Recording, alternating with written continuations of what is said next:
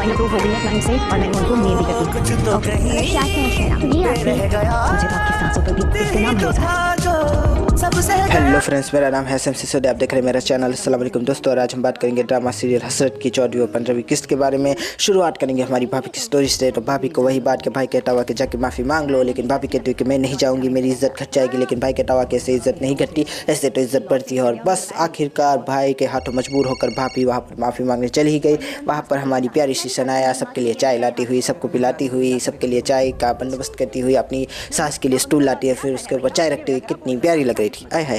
खैर, हम तो भाभी की बात कर रहे थे ना, और भाभी के साथ भी बात वही है कि भाभी ने माफ़ी मांग ली। तो हमारे प्यारे से और हमने कहा कि कोई बात नहीं, मैं भी थोड़ा जज्बाती हो गया। तो भाभी ने कहा नहीं ऐसी कोई बात नहीं, दोबारा माफ़ी मांग ली। और बस सास तो ऐसे देख रही थी जैसे कि खा ही जाएगी, और बस बात वहाँ पर ख़त्म हो गई। मुझे लगा कि शायद मैं मतलब कि सही हूँ कि बात वहाँ पर ख़त्म हो गई, लेकिन नहीं, भाभी तो मतलब कि उसका तो पारा हाई हो गया। जैसे ही घर पर आई तो दांत निकाल दिए, और वही ब्रह्मास्त्र जो हर औरत के पास होता है वो चला दिया, मैं मायके चली जाऊँगी, तुम देखते रहियो। और बस यही बात थी कि सास बेचारी मिन्नतें मसाजतें करने लगी, शौहर मिन्नतें मसाजतें करने लगा, और बेटी बेचारी उछल कूद करने लगी कि मैं नहीं जाऊंगी। लेकिन हमारी प्यारी सी भाभी कहती हुई कि नहीं, तुझे भी लेके जाऊंगी, और मार दिया एक थप्पड़। तो बेचारा शौहर कहता हुआ कि इस तरह से कैसे तुम जुल्म कर सकती हो, तुम्हें एहसास नहीं है। लेकिन हमारी भाभी कहती हुई कि तुम्हें एहसास था। और मतलब कि ये कमाल की बात है कि जैसे ही माफ़ी मांग के आई, पहले ये बिल्कुल वही हो गया कि कश्मीर से पहले का भारत, कश्मीर के बाद का भारत। मतलब कि माफ़ी मांगने से पहले की भाभी आप करके बात करती थी, और माफ़ी मांग के आने वाली भाभी तुम करके बात करने लगी। आय हाय हाय, क्या बात है।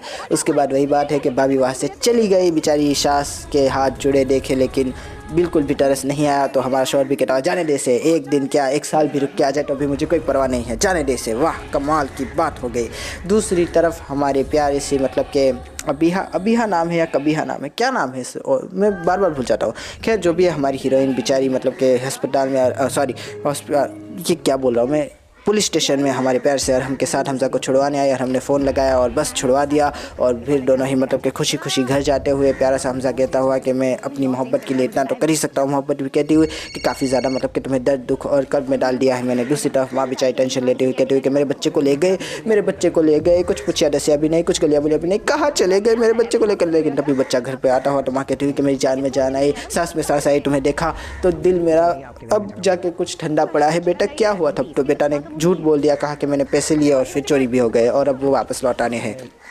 दूसरी तरफ माँ कहती हुई कि ये कैसी बैठे बैठाई मुसीबत आ गई। लेकिन दूसरी तरफ जैसे ही हमारी प्यारी सी हीरोइन का फ़ोन आया तो हमारे प्यारे से हमजा ने कहा कि कैसी हो मेरी डार्लिंग। तो डार्लिंग कहती हुई कि मैं बड़ी अच्छी हूँ, लेकिन तुम जो हो बड़े मतलब के मुसीबत में फंस चुके हो, क्या हो गया तुम्हारे साथ, कैसे क्या हो गया तुम्हारे साथ? मैं काफ़ी ज़्यादा दुखी हूँ, तुम्हारे लिए परेशान हूँ, क्या करूँ मैं, मेरी वजह से तुम इतनी ज़्यादा मतलब कि तकलीफ़ में हो। लेकिन हमारा प्यार हमजा कहता हुआ कि प्यार में इतनी तो मतलब कि चलती है, no thank you, no sorry. और काफ़ी ज़्यादा अच्छा बातें कर रहा था कि तभी बहन ने पीछे से सब कुछ सुन लिया, और हमजा ने बहन को देखा तो हमजा ने बहन से कहा कि ऐसा मतलब कि माँ को मत कहना, वरना माँ मेरा रिश्ता तोड़वा देगी। बहन कहती हुई कि रिश्ता तो तोड़ ही देना चाहिए। लेकिन फिर भी हमजा कहता हुआ कि क्यों मेरी जान लेना चाहती हो, बड़ी मोहब्बत करता हूँ मैं अबीरा कबीरा क्या नाम है हीरोइन का, बार बार भूल जाता हूँ मैं, चलिए छोड़ देते।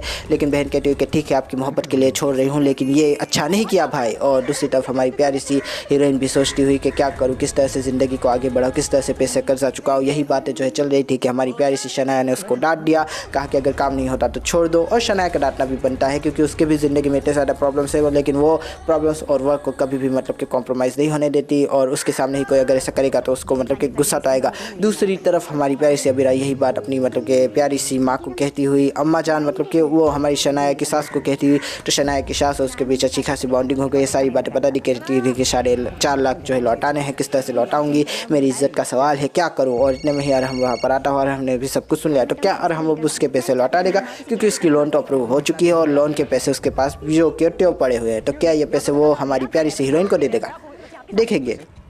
और अब आगे बात कर लेते हैं हमारे प्यारी सी सनाया और प्यारे से अरहम के बारे में। प्यारा सा अरहम, गुस्सैल अरहम, उन दोनों की ही बात करें तो वही बात है कि अरहम घर आता हुआ तो शनाया कहती हुई कि आप क्यों चले गए उसके साथ। तो अरहम कहता हुआ कि बस छोटी सी मदद कर दी। लेकिन शनाया कहती हुई कि हमारा मसला नहीं था, इस तरह से मतलब कि उसके साथ बातें चीटें मत किया करें, मुझे अच्छा नहीं लगता। लेकिन अरहम ने कहता हुआ कि तुमने जो है लोन दे दी, मुझे बताया नहीं। और प्यारी सी शनाया कहती हुई कि मैं क्या करूँ, मैं क्या बताऊँ, मैं किस तरह से बताऊँ। लेकिन अरहम कहता हूँ मेरी बात सुनो। लेकिन फिर शनाया कहती हुई कि मैं मर जाऊँ, मैं क्या करूँ। लेकिन वहीं पर हम कहता हुआ अरे मेरी भी तो सुन लो। लेकिन फिर शनाया कहती हुई कि क्या करूँ, मेरे मायका झुकेगा तभी आपको मैं अच्छी लगेगी क्या। और वही बात थी कि हमारी पैसे शनाया कहती हुई कि मुझे कुछ भी अब याद नहीं रहा, सब भूल गई मैं, मुझे एक चीज़ चाहिए, एक मुरव्वत की, एहसास की, प्यार की, कुर्बत की, मोहब्बत की, चाहत की, एतबार की, इश्क की एक घड़ी, एक लम्हा, बस 24 घंटे काम करने के लिए मेरे लिए बहुत होगा। लेकिन आप मुझे नहीं देते, आप देते हैं तो सिर्फ गाली देते हैं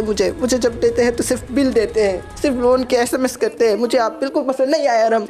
और अरहम की बस मतलब कि ये बात सुननी ही थी तो अरहम को बेचारे के मतलब कि दिल अचानक से उसका झंझोड़ गया। उसको लगा कि ये मैंने क्या कर दिया, अपनी मतलब कि मैंने इतनी ज़्यादा ज़्यादती की शनाया के साथ कि अब मैं तो कुछ बोलने के लायक भी नहीं रहा। तो अब अरहम क्या करेगा, अरहम वही करेगा कि जो कि उसे करना चाहिए दोस्तों। वो हमारी प्यारी सी शनाया को मनाएगा, उसको वही एक एहसास का, प्यार का, मोहब्बत का, कुर्बत का, चाहत का, इश्क का एक लम्हा देगा। और हमारी प्यारी सी शनाया भी उसके लिए जो है साड़ी में आकर क़यामत ढाती हुई उसके पास आएगी, डिनर करेगी और काफ़ी अच्छी बातें करेंगे। दोनों के बीच एक रोमांटिक सीन आने वाला है जो कि देखने में काफ़ी ज़्यादा मज़ा आएगा। स्ट्रेस की इस घड़ी में एक पल मोहब्बत का, ज़िंदगी का हमें देने वाला है हमारा अरहम और हमारी प्यारी शनाया। तो वो हम देखेंगे और एंजॉय भी करेंगे उनके साथ, मज़ा आएगा दोस्तों। अगले एपिसोड में दूसरी तरफ हमारे प्यारे से मतलब के जो हीरोइन है उसके भी मतलब के मसले काफ़ी ज़्यादा बढ़ते हुए नज़र आते हुए। दूसरी तरफ मतलब कि हीरोइन की माँ जो हमारी शनाया की सास है वो कहती हुई कि यार ये क्या हो रहा है, वो लड़की जो पराई थी वो अपनी हो गई लेकिन तुम इतने सालों में भी अपनी ना हो सकी, बहू हो ना, बहू तो बहू ही रहेगी। बस बात ख़त्म हो गई वहाँ पर। शनाया भी सोचती हुई कि यार इसको तो मैं केयर टेकिंग करने के लिए लाई थी लेकिन ये तो मेरा पूरा का पूरा हाउस टेक करने पर तुली हुई है। तो अब शनाया भी पता नहीं उसके साथ क्या करने वाली है। दूसरी तरफ हम बात करें तो हमारा प्यारा सा जो जमाई है जो कि एक नंबर का घटिया जमाई है वो मतलब कि गया ही नहीं मस्कन। हम देख रहे हैं कि केक लेकर आया है अपनी हीरोइन अपनी मोहब्बत के लिए, लेकिन मोहब्बत कहती है कि मैंने तुम्हें मस्कन जाने के लिए पैसे दिए थे और तुमने घर का किराया चुका दिया, बहुत ही जलील किया। और फिर वही बात है कि माँ भी अपनी प्यारी सी बेटी को मारती हुई कहती है कि तुम्हारी वजह से हमारे ऊपर इतनी बड़ी मुसीबत आन पड़ी है। तो अब क्या होगा ये तो अगले ही एपिसोड में पता चलेगा दोस्तों। थैंक यू, खुदा हाफिज़, तब तक के लिए अपना ध्यान रखेगा, फिर मिलेंगे, थैंक यू। मैं सनाया नहीं खुदा।